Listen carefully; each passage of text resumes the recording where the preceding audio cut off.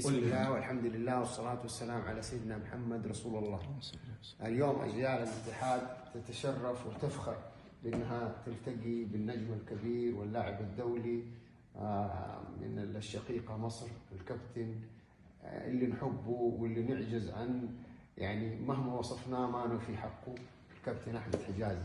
أهلا بك كابتن أحمد، نحن كنا الحقيقة يعني نتمنى من زمان هذه اللحظة إننا نلتقي فيك وإننا نشوفك أول شيء ونسعد بشوفتك، وإننا نقدم لك الشكر والتقدير والعرفان بالنيابة عن جمهور نادي الاتحاد العظيم للجهد الكبير اللي انت بذلته في هذا النادي العظيم، ولقيادتك الحكيمة داخل الملعب وخارجه وفي غرفة الملابس.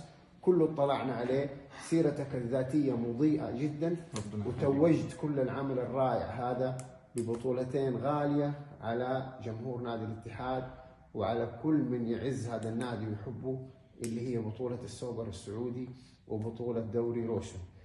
من القلب نشكرك أولا على أنك استجبت بدعوة رجال الاتحاد من أجل تقديم هدايا بسيطة. قدرك أكبر بكثير من هذه، ما هي إلا رمز بسيط وعرفان تتذكرنا به، ونشكرك على كل ما قدمته وكل قطرة عرق نزلت منك في خدمة هذا النادي العظيم. ألف شكر لك يا كابتن. بالعكس، يعني أنا اللي بشكركم على إن أنتوا لسه يعني معانا على طول وفاكريننا، وإحنا شرف لينا إن أنتوا تبقوا موجودين معانا هنا وشرفتونا في مكانكم، ودايما إحنا مرتبطين بالنادي، ودايما شرف لينا إن أي حاجة تكون من ريحة النادي الاتحاد تكون مرتبطة بينا إحنا كمان. ده شرف كبير لأي لعيب، وشكرا على المقدمة الجميلة دي. يعني بالعكس احنا ارتبطنا بالنادي، وكان الحمد لله كانت فترة كويسة جدا، وكنا مبسوطين جدا وفخورين ان احنا اشتغلنا في نادي الاتحاد.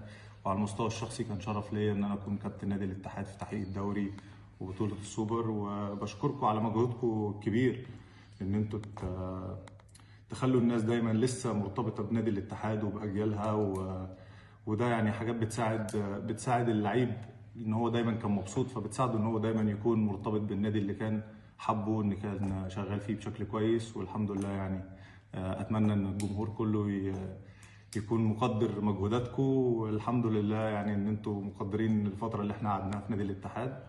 وشكرا لكم جدا جدا جدا، شرفتونا طبعا.